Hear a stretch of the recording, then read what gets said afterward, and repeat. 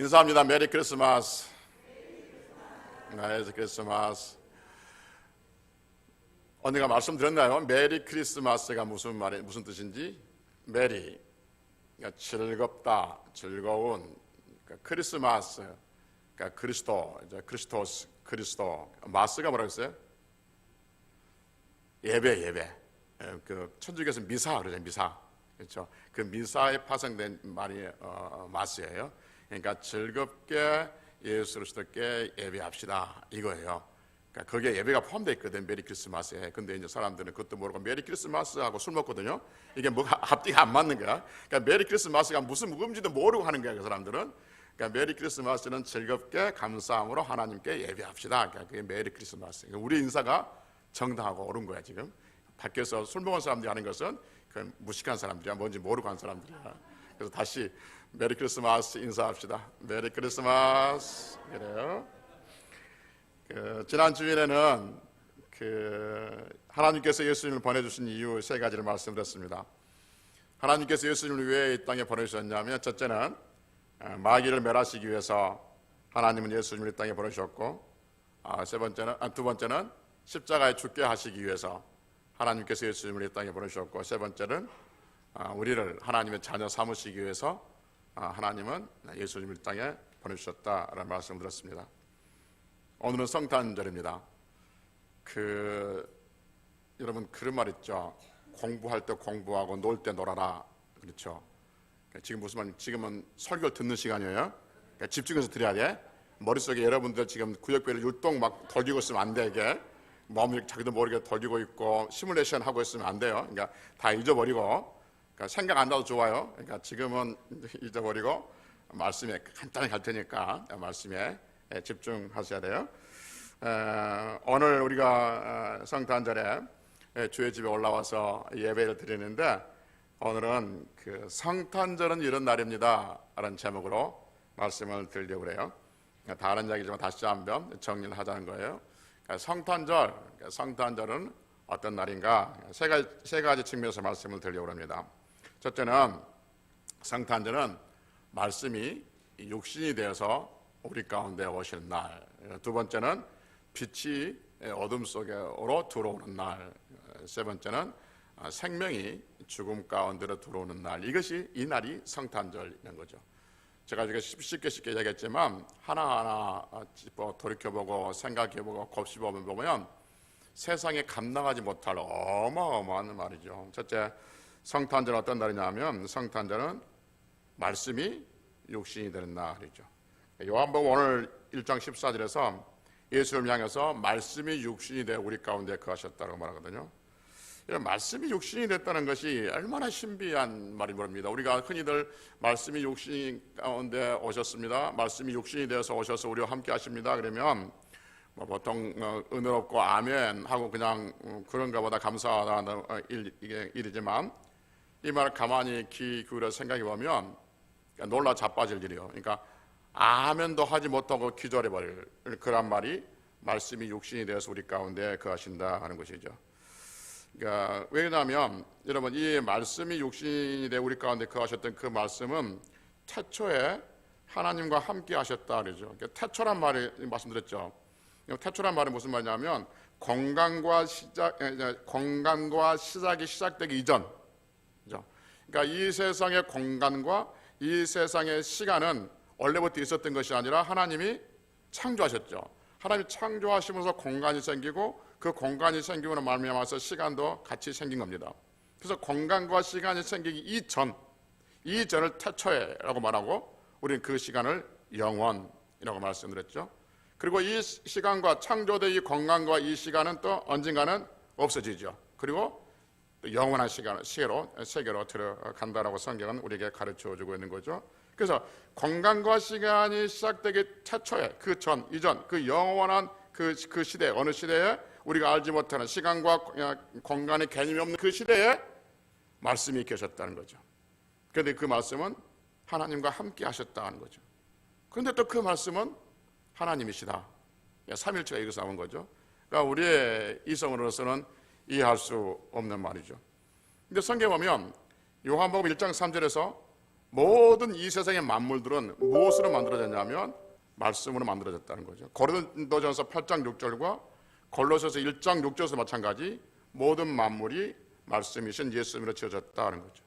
그래서 이 세상의 모든 만물의 주인은 누구냐면 예수님이죠. 그 말씀이신 예수님께서 이 세상으로 들어오시는 날, 말씀이 육신이 되어 이 세상에 오시는 날, 그날이 성탄절. 제가 어떻게 이 부분을 설명할까라고 고민하다가 신학적으로 또 성경적으로 굉장히 위험하고 이게 완성되지 않는 굉장히 위험한 말이지만 예를 들어서 비유로 설명할게요. 단순히 비유예요. 신학적으로 다시 해석하면 안 돼요. 여러분, 제가 지금 이렇게 말하고 있잖아요. 그렇죠? 예, 말하고 있는데 이 말이 내가 돼서 나타나. 그럼 여러분들은 아멘 하겠어요? 기절하겠어요? 기절해요. 아멘도 못하고 기절한다니까. 놀라운 일이에요. 물론 내가 말한 것은 말이에요. 말 소리지만 성경에서 말하고 있는 이 말씀은 소리가 아니라 하나 인격체예요. 아까 얘기했던 만물을 지으신 인격체. 그러니까 비교할 수 없지만 예를 들면 그 영원한 세상에서 보이지 않았던 하나님과 함께 하신 하나님, 그분 말씀이신 그분이 육신을 입고 이 땅에 오신 거예요. 이게 놀라 잘 빠질 일이라니까요. 그러니까 내가 지금 말하고 있는데 그 말이 또 내가 되어서 나온다. 그럼 여러분들 할렐루야 감사합니다 그렇습이 아니라 다 도망가. 이게 정말로 기적 중에 기적이고 은혜 중에 은혜이고, 그리고 더 놀라운 건 뭐냐면 이 사실을 우리가 믿음으로 받아들인다는 사실이죠.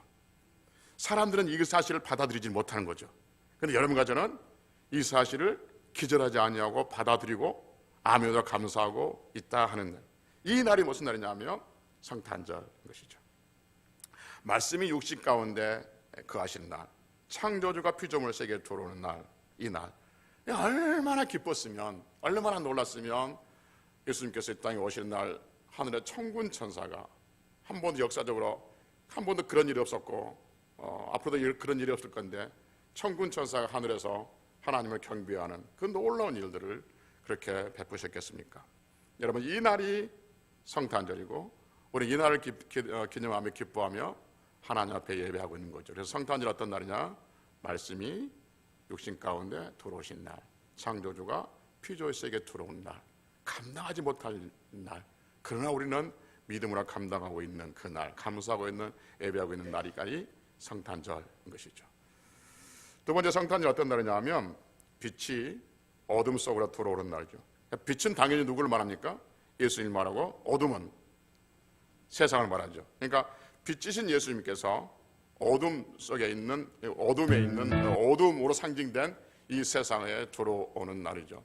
여러분, 성경은 세상을 어떤 것으로 말하느냐면 밝은 곳으로 말하고 있는 것이 아니라 어두운 곳으로 말하고 있죠. 세상은 어두운 곳이죠.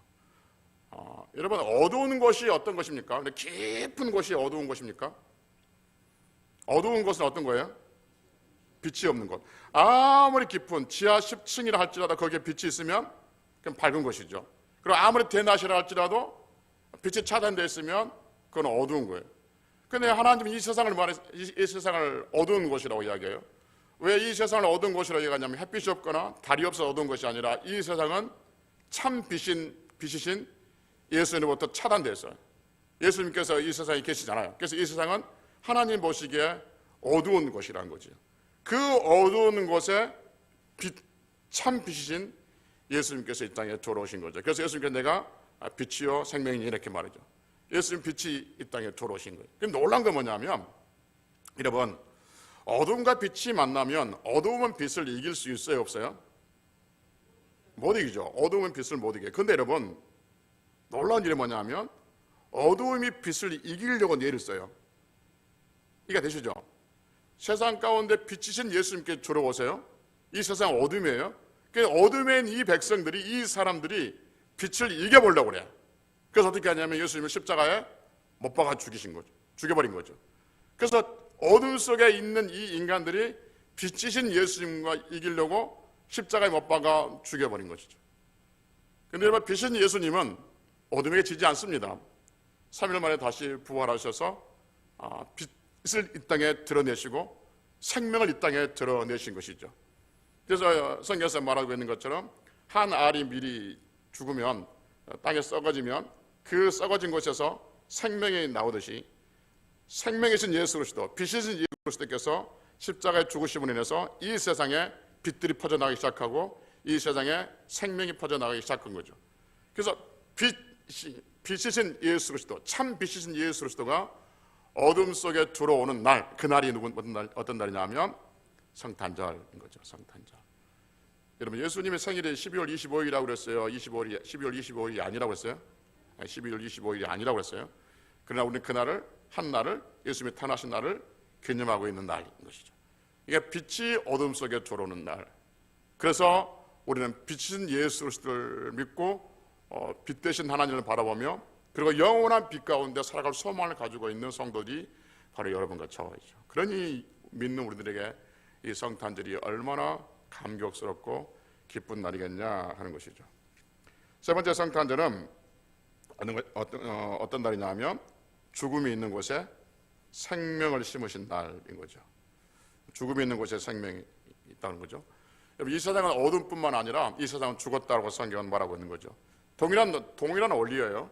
왜 이 세상은 죽었다라고 말하고 있냐 하면 이 세상은 생명이 없었기 때문에 죽었다라고 말하는 거죠. 생명은 예수님이시기 때문에 그런 것이죠. 그래서 생명이신 예수님께서 이 죽음의 세상에 들어오셔서 이 세상에 생명 없는 곳에 생명을 던져놓고 그래서 여러분과 저는 지금 예수 그리스도를 믿고 영원한 생명을 얻고 사는 줄로 믿습니다. 그럼 여러분, 생명이신 예수님께서 죽음 가운데 오셨다고 말씀드렸고 그리고 이 세상에 생명이 없는 곳에 생명이 생겨났다고 조금 전에 말씀드렸는데 여기서 말한 생명은 우리가 말하는 육신, 목숨을 이야기하고 있는 거예요? 영원한 생명을 이야기하고 있는 거예요? 영원한 생명을 이야기. 이 세상에 두 가지 생명이 있어요. 첫째는 목숨이에요. 우리가 흔히 알고 있는 목숨, 부모로부터 받은 것.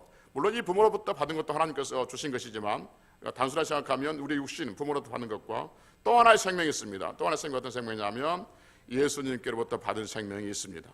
그 예수님께서 받은 그 생명이 있는 자만이 영원한 생명에 갈 수 있는 거죠. 그 영원한 생명에 하기 위해서 여러분과 저를 예수님께서 오셔서 영원한 생명을 주시고 우리는 그 영원한 생명을 믿음으로 말미암아 생명이 있는 자로 이 세상을 살아가고 있는 것이죠.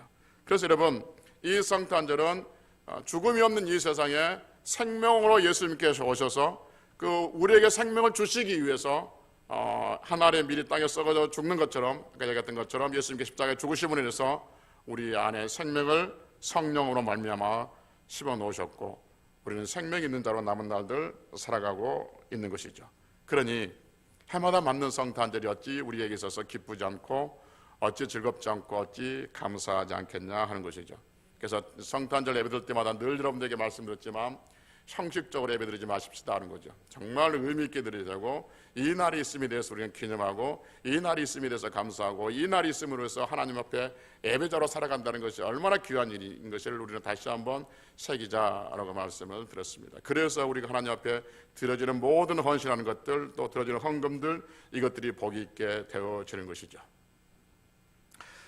마쳐야겠죠. 이제 우리는 지금 성탄절 감사 예배를 드리고 있습니다. 그러면 성탄 감사 예배를 드리고 있는 우리들은 어떻게 써야 될 것인가? 말씀이 육신이 되어 이 땅에 오신 예수 그리스도를 생각하면서 우리 역시 우리 안에 있는 말씀들을 또 복음을 다른 사람들에게 전하며 살아가야 하는 거죠. 이것이 성탄절 예배 드리는 사람들의 마땅한 행위 아니겠습니까? 우리가 성탄절에 예배 드리는 이유가 뭐냐? 말씀을 듣고 끝내는 것이 아니라 이 말씀으로 우리는 또 우리 안에 있는 말씀들을 밖에 나가서 전파하는 것, 이것이 또 누군가에게서 매일의 성탄절이 되게 하는 것이죠. 그러니까 여러분 이렇게 합시다.